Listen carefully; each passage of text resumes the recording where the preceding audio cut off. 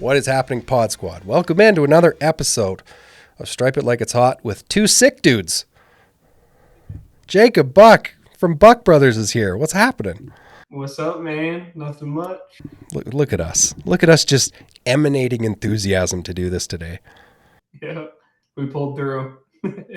Well, you're very gracious because I kind of like threw this at you on fairly short notice, and you were like, "Yeah, I'll absolutely come on," because I figured you would. And then I find out that you are also sick, like me. You got the man cold. Yeah. And we're recording this on, what day is it today? Is it a Wednesday today? Wednesday at 7. We're recording on a Wednesday, and you guys just started operations on Monday. Yeah. When I just got back from work, I rushed home, took a shower, and I'm here. Dude, so how are you feeling today? I'm feeling great. After that shower, I feel refreshed. Man, That's always the best part of the work day. Well, dude, thank you so much for coming on. I have a funny feeling that most people listening will probably heard of Buck Brothers. I just feel like by this point you should probably know Buck Brothers. But in case somebody listening doesn't, Jacob, what is Buck Brothers? So we are an asphalt paving concrete seal coat company in Toledo, which is like Northwest Ohio. And we've been in business now. This will be 77 years. My great grandfather started in 1947, and he actually made his own hot mix on a little trailer that he had, and just did pothole repairs. And my dad took over in 1998 and started seal coating driveways and doing small maintenance stuff. And 20 years later, we're here, and we're doing everything. We do asphalt paving. We pave a lot of commercial, some residential. We do milling now. We do a ton of seal coat, which is a separate division, separate crews. And then we do some concrete as well. So it's kind of like an all-in-one solution here in Northwest Ohio. Dude, holy crap, 74 years? 77 this year. Yeah, so the first company was started way back then. And I don't know, they probably didn't have like an entity. They just ran it out of the back of their truck. But that's the farthest record we have back that they started doing asphalt, and it kind of just trickled its way down, I guess. And my dad is the one who really started from the bottom, started back at zero, and built it to what it is today. And yeah, me and my brother would be the fifth generation of Buck asphalt people in Toledo. Dude, that's wild. That is wild. Yeah, it's pretty nuts. So this whole like the Raised on Blacktop brand is like you are the living incarnation of Raised on Blacktop, brother. Yeah, it resonates pretty good. Holy cow. Okay, so your dad takes over in 98. So as far as you know, everything up to 1998 with the company that it was it basically just like, loosey-goosey asphalt stuff, or was it pretty structured? I know in the way beginning when we have record of them making their own asphalt, they'd add like their own sand aggregate, eight asphalt cement AC, and mix it up with a torch and heat it, and they do hot patch repair. And that was full time for them. They didn't have to work another job. And then throughout the years, it was kind of off and on. No one ever had a paver until my dad. So it was more like maintenance and like side work, and some of them at some point, multiple times, they were able to make a living out of it.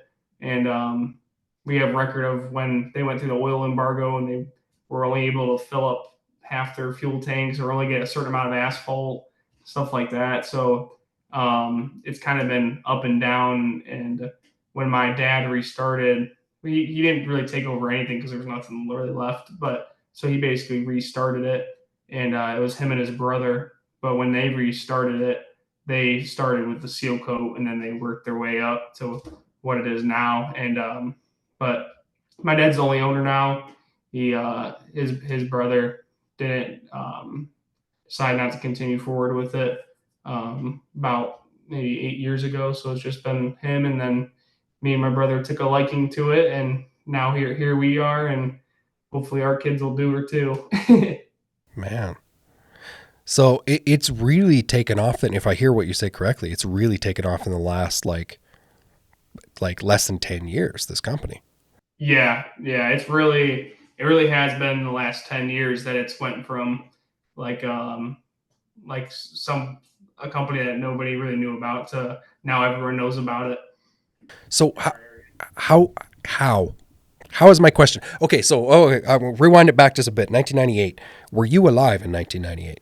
No, no. So when they took it over, that was kind of a side work type of thing. They go and seal driveways on the weekends, Yep. and then there was just more demand for them to do asphalt work, and eventually my dad bought a paver and started paving driveways, and that turned into parking lots. And I remember riding around with him as a kid, doing estimates and going out to the crews and stuff like that. And um, I eventually got involved in the business freshman year of high school. I started doing like accounting work and stuff during school. So I was in the back of the class on QuickBooks, matching transactions and sending bills out and working alongside other office people to get the job done. And then when I graduated a year early and I got right on onto the crews, and now I directly manage the asphalt division and oversee just about everything else. I'm directly responsible for a few other things like marketing and a few tad other things, but that's basically what I do is I run the asphalt division. Man, okay, we're getting to where we are today, but I'm not done yet. Like, when did your dad buy the paver? Do you know? Um, I don't. I think it was in around. It was after the '08 recession. It was somewhere around 2009, eight, somewhere in there. His first one. Yeah. And it was a dump box paver. It was a Gill a power box, and we actually just got rid of it last year. We were running stone through it for the last few years of its life, and now we're getting into some other things like 3D grading and stuff because it sat a while, so we just got rid of it, and it was kind of sad because that was like the first paver my dad bought that was new, so it just went out the door.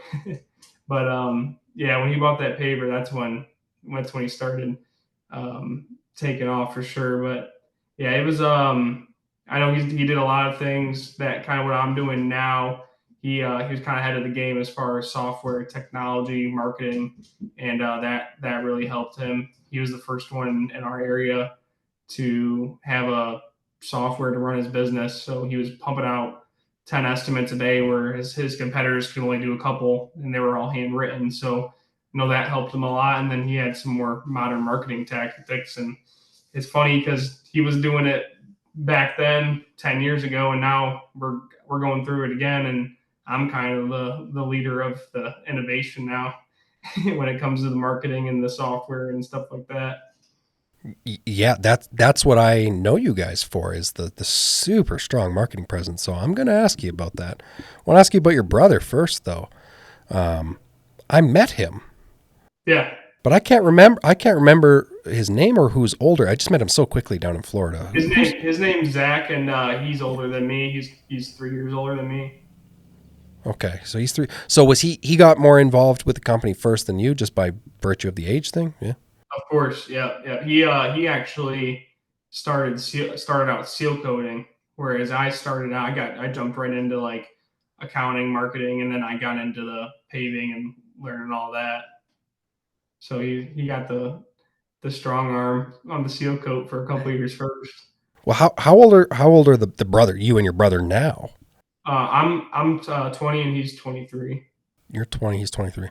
So is it fair to say like your dad, Chad, your bro, Zach, and you, Jacob, like you three are like the main cogs in this company, or is there like, Yeah, yeah, of course we have some other main players like our foreman and our project manager and our seal code division. They obviously play huge parts, and then the crew members and we're really focused on this last 3 years. We actually cleaned house on the asphalt division, so we rebuilt a whole new crew with new foreman, new people on it. So that was a interesting adventure, but sometimes you whoa, gotta do what you gotta do. But um, whoa, dude, to those guys, and it's definitely a team effort. How much? I'm dying to know, but I also realize, this is human beings, so we're not gonna like don't, you know, show me the dead bodies, so to speak. But like, why? Why did you guys clean house? So it's 2024 now, so this is 2020, 2021. Yeah, yeah. What? Right when I started getting serious Right, about right when whoa, wait, when you started getting serious, right when I started, like I graduated and it all rained down on me and it was my responsibility. bro. How does this work? Okay, here's why I'm asking. Like, when I was 18, I was stupid, Jacob. Like, I wasn't like stupid, but like, I wasn't focused on like big picture stuff. I certainly wasn't involved in a family company. So, help me out here. 2021, you're like 17, 18, 2022, whatever time frame we are here. Like, just describe the company. Like, what facilitated the house cleaning, and what role did you play in this at such a young age? Yeah, so like I'm sure there's other people that have grown up in a family business and they kind of they'll understand where Okay. you're kind of I don't know. It's not. It doesn't really feel like work. Feels like it's just part of life. And at 13, well, as young as 10 years old, I was riding around with my dad. So you pick up a bunch of stuff. You're kind of like a little sponge. But like I said, when I started getting into like the accounting and stuff, that really showed me what the company was about. And then when I graduated, I took on more responsibility, and I realized that I didn't. I didn't like to be a babysitter, so I rebuilt the crew, and now I don't have to babysit. There's a lot there, bro. And like, I'm going to be so careful because I don't want to, like, you just tell me to shut up if I'm asking like questions I shouldn't be asking. No, you're But cool.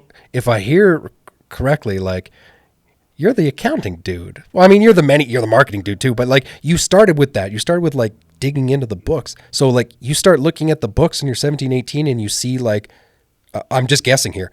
Holy crap, we're not that efficient. We're not making that much money. Is that it? No, we were making good money. It really didn't have anything to do with the money. It had everything to do with like people. Do I actually want to go into work because of the people? It was kind of like an environment where you have a that one toxic foreman, and then it rains down on the rest of your crew, and they've been working for my dad for 10 years and they're doing it their way, and they started to slack probably 5 years ago, and the quality might not have been the best, or certain things might have not been the best. So I had to basically get rid of the leader and get rid of everyone else and rebuild it and reteach them the way that our quality stands for and our efficiency.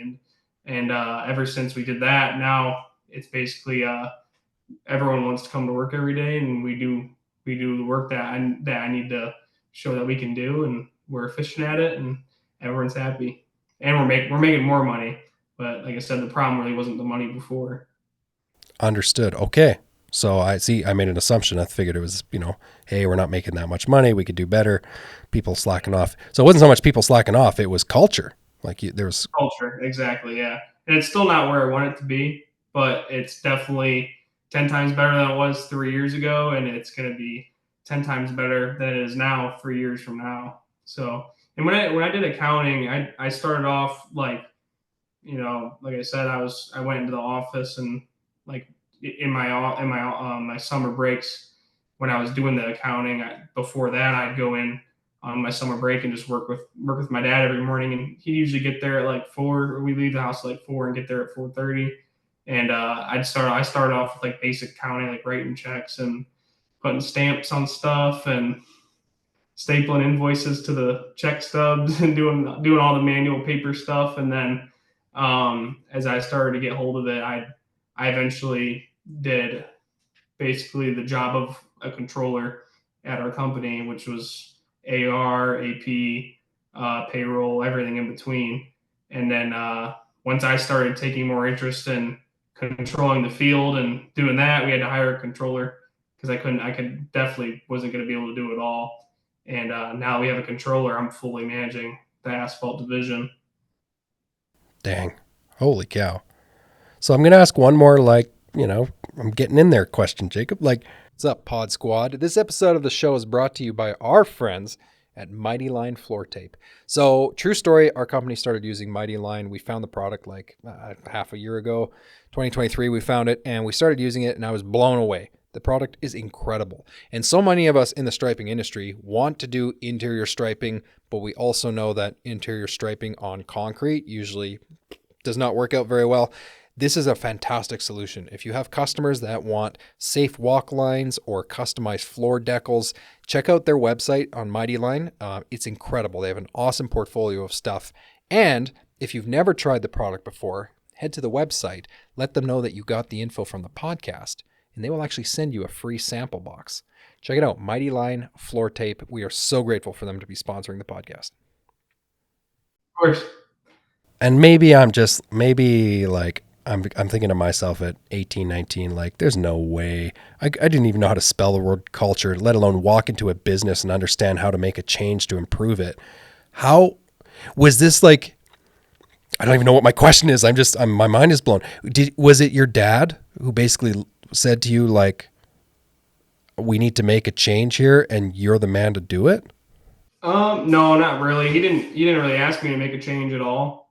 It was basically like this. So when about 5 years ago, we had a good crew, and but a lot of it was made up of family members. And there's three family members in particular that, like I said, they've been doing this their whole lives as well. So they were a very important part of the crews and making sure the job got done correctly. Well, my three grandparents, well, it was a two great uncles and one grandparent. They all died within the matter of 3 years. So basically, the crew fell on its ass. And at that point, my dad was trying to make a decision. Okay, do we downsize, or do you guys want to take hold of this thing and keep going? And I said, well, we already have all the equipment, we already have all the work. We just need to revamp. Well, we rode with that crew for a year. I'm like, I can't do anything with this crew. It just like I feel like I'm pounding my head against the wall no matter what I do, no matter what changes, no matter what training. It's like an old dog can't learn new tricks. I don't want to say that, but they literally couldn't. I had nothing to work with. So basically, in my head, it's like I might as well make this change now so that a couple of years from now, when I'm still managing this division, I'm not wanting to bang my head against the wall and keep running it. So I made the change out of necessity and for my peace of mind, and now I can focus on other things. Like, for example, we just got a mill, so now I'm pretty focused on that, and I'm sure I'll build a good crew around that, and that'll be self sufficient, and then I'll go pound something else. Dude, I saw the mill. This is the mill that has like the green wrap on it. Yeah. Dude, that's so good. Oh, We wanted to do it big. If we were gonna do it, we did a lot of research and we visited a couple companies, and we felt like we made the right decision there. yeah, you did. Yeah, that's awesome. I'm so impressed, Jake. I'm just blown away. Like, I mean, I don't mean this in the bad way, but you talk of this like it was like years ago. Like, yeah, years ago we made this huge change, and I guess technically it was like a few years ago, but this is like all recent stuff, man. Yeah, it feels like a long time ago. It's my whole adult life. I'm only 20, so I heavily started focusing on this when I was 16. I mean, really, it's only been 4 years, and from where we were 4 years ago to where we are now is it's insane. And I still have a long way to go to get the people and the culture and everything. There's still years and years of work to get it to where I would like it to be. Man, I hate the expression like wise beyond your years, but I mean, dude, like you you have this so dialed in already. So that kind of, I was going to ask you about the dynamic between Chad and Zach and you, like that family dynamic. It wouldn't work in my life. I did work with my brother for a little bit, and it just it's tough. It's really tough. How do you guys do it? Yeah, you're right. It's definitely not easy, and I think I have the least problems with my dad because he kind of gives us the wings of independence to hang ourselves if we make our own decisions. So, um, and I like I said, I rode around with him for must have been like 8 years before I started, like just riding around the truck with him. And like I said, you're a sponge, so that part of it, when you say wise beyond your years, yeah, but I rode with him for so long, and it seems like I've been doing this my whole life, and my life's not very long yet, but I've been doing it my whole life basically. So, but as far as like getting along with my siblings, obviously there's times when brothers fight, and but majority is all help. We know what we got to do to get the job done, and we're both the first ones there and the last ones to leave. So we'd rather help each other and get the job done, and then sit there and fight. Man, just it's super impressive. Like just watching from a distance and the very little I know, like just I didn't know this history, like of how recent this has all changed. I'm impressed, man. Yeah, and it looks, obviously everyone on social media, it looks easy, but it's not. I mean, I wake up early and go to bed late, and I work after work and I work before work, and it's it's tough every day, 7 days a week for 8 months, and then when I get those 4 months, it's like a breath of relief. But yeah, it's definitely not all sunshines and rainbows, like it shows to be on social media. Totally. Yeah. Okay, well, I want to make sure I touch on some of the things you mentioned, and well, I guess this is the perfect segue. There's no way you can grow, especially an older company that has been doing it a certain way for so long, and then you change so drastically without technology. And that was my first interaction or our understanding of Buck Brothers and who you were was I think it was Marvin. Marvin would like, no, Marvin loves you. Oh yeah, I love Marvin. Must Andy have been. Black, Oh, great dude. he's awesome. I think Marvin it must have been like at least a year, 2 years ago, but I know he was talking about Buck Brothers and technology and like specifically, from a marketing standpoint more than anything, but how big of a deal is this in the Buck Brothers today? Like in general, marketing operations, you guys are big tech company. Yeah. Yeah, we do everything that we do is based around, it has some sort of technology touch in it. I mean, as far as marketing goes, we do really basic marketing tactics. Like, well, our SEO is very good. We focus on that. Our Google reviews, so Google My Business, and really just making sure that we're the first result when someone is looking for to get a parking lot done or something, one of our services. And other than that, it's we do some, we obviously the social media, the organic stuff. We also do some paid stuff on social media, and then we do like outbound marketing to our own contacts through text message and email. But majority and a lot of our work is just people, return customers, word of mouth, stuff like that. So um, I'm sure we could book a full schedule just based off of that and not have to do any marketing. But there's a lot of new people that move into Northwest Ohio every day, and we want to make sure that everyone knows who Buck Brothers is when it's time to get their project done. So, but other than that, like the actual like marketing stuff, we have obviously like a software for like estimating, project management, scheduling, job costing.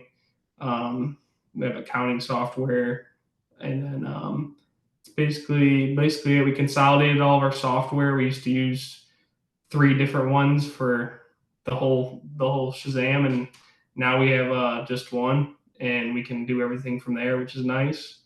And yeah, so it's kind of just streamlining everything and getting everything, all the puzzle pieces together, and making it all work together. Dang. I'm so curious. I only had one interaction with your dad.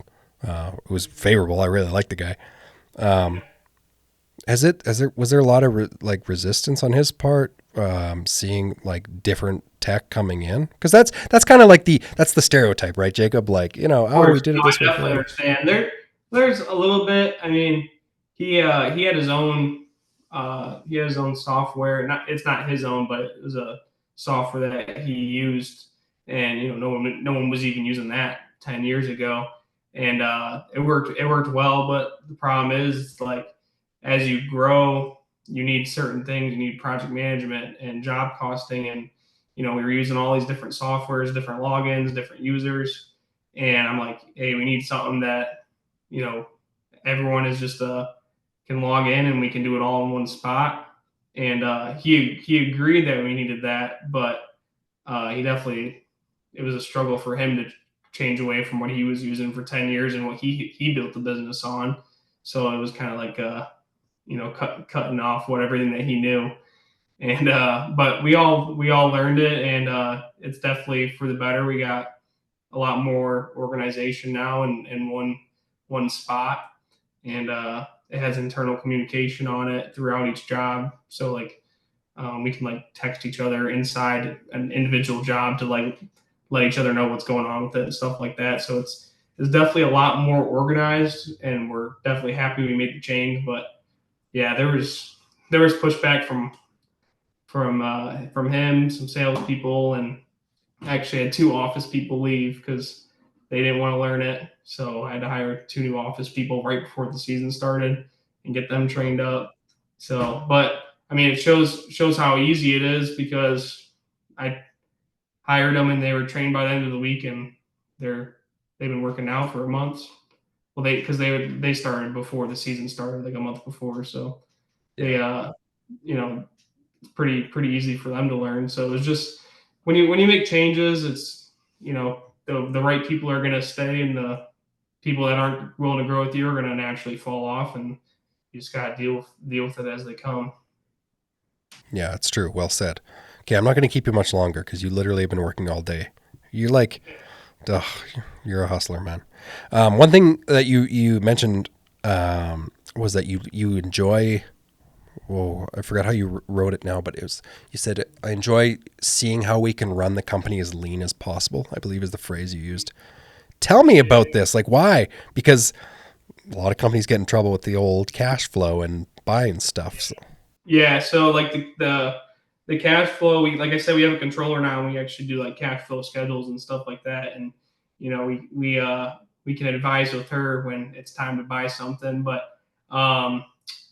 so when I say like as lean as possible, like we want to look at our process and see where we can trim the fat off. So like, for example, like with this mill, like we looked at our books and we did the math. If we just mill one project a month for 8 months, our whole milling operation will be cheaper than it was to sub it. So that's like at that point, it's like a no-brainer. Like, so that's the stuff I'm talking about. Another example is like now that we do 3D grading with UTS. We used to have to pound stakes and go out there and survey with a laser level, and it took a long time and it took a lot of people. Now I go out and I survey it by myself. I build a 3D model on my computer, and then when it's time to grade, we set up the total station, and I can put a dummy in the skid steer, and it's going to grade it to nickel thickness of a nickel accuracy. So it takes a big weight off our chest, but I can grade something more precise than an operator, and I can do it in half the time. So just those little efficiencies, they add up over time, and we just change our processes to try to be as most efficient as possible. Unbelievable. Just super cool stuff. All right, well, where do you go from here? Like I said, it's just so weird because it's like, everything just got going 3-4 years ago. From here, like we just got the mill, obviously, and like I always like to learn this stuff before I pass it on to somebody else. So I ran it on the last 2 jobs that we milled, the first 2 jobs we ever milled, and so I'm getting the hang of it now. And next thing I want to do is start teaching the foreman of that crew so that I can step back again, because I usually don't work out on the crews. I mean, there's definitely times where I do. Like I'm out there running the paver or running a piece of equipment or even labor, and I'm not above that. So, I just want to know how to do every position. So I'm thinking right as soon as I can, I want to get this mill and prep crew running by itself, and then, keep working in other parts of the company. I mean, what does that look like? I mean, you just spoke at NPE. I know you've done speaking before, so I imagine that's going to be a big part of what's happening in the future. But company and for Jacob Buck, what does the future look like? So I want to get it to. I want to get more people, and I want to get more good people, and I just want it to run. I don't want to be called 30 times a day, and I want to get it to where it's, they always say you want to work on your business, not in it. And I feel like I've been working in it a lot more than I'm working on it. So obviously I had those 4 months off where I feel like, I can definitely get ahead, but I need to get it to a point to where it can run and I can work on the business and I can keep trimming the fat off and because we have other divisions. We have the seal coat and the concrete division. I want to go and see if we can trim some fat off over there, and just making it run lean and making it as efficient as possible, and making sure it can run if I leave for a week if it needs to. Totally. Yeah. Man, so much has been accomplished so fast. Like, what do you attribute that to the most? Like, what has it been like a mentorship? Has it just been absolute grinding your face off? Like, if somebody's listening to this and they're going, holy cow, I want to be like Jacob Buck and Buck Brothers, what would you tell them? What would you tell them? I'd tell them, I don't know. I'd tell them it wasn't easy. It still isn't easy. It's every day is a struggle. It's not as easy as it looks. It is. I work 15 hours a day, if not more, every day, and you don't get much time to yourself or to spend with people. And it really is. It really is a sacrifice, and it gets like really daunting at times. But um, if you if you put the time in and you build it to where it needs to be, there is times where it feels like it's, everything's running smooth and you're doing a good job and there's pride in your work. But if you want to make changes, you have to dive head first and you have to commit to those changes. You can't just think you want to make changes and then it never happens. You have to put the work in and you have to make the tough calls. And it's like I said, it's a struggle. And there's gonna be times where you're up till midnight working on stuff for the next day, so the guys have something to do. And like I said, yeah, it's not easy, and it's a lot of hard work and a lot of teamwork. Man, you're Jacob, you're a scary combination, man. Like, you know how in sports, like the mentality that usually works is like you just outwork people, you just outgrind them. You don't have to be the most talented, you don't have to be the most skilled. You just got to outwork people, right?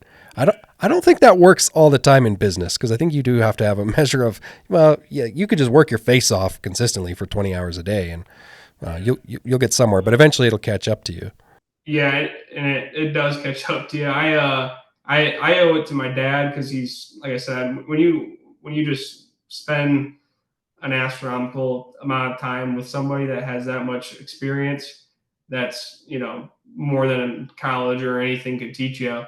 And I just have I give him the credit for all the business knowledge that I have, and it's definitely like I don't think I'd be working in the company or have this position in the company without, riding around with him for 10 years. If I didn't see him or I didn't hang out with him or go to work with him growing up, and I would have just graduated high school, I would have had no idea what I was doing here. And I probably, if I would have started with the company, I would have started as a ground laborer, not, running a division. So it's like, I don't know. I think a lot of times I just took charge, and I was like, if I thought there was something I could do, I just took it. And eventually I figured out how to teach someone else how to do it, and I move on to the next thing. So just keep doing that.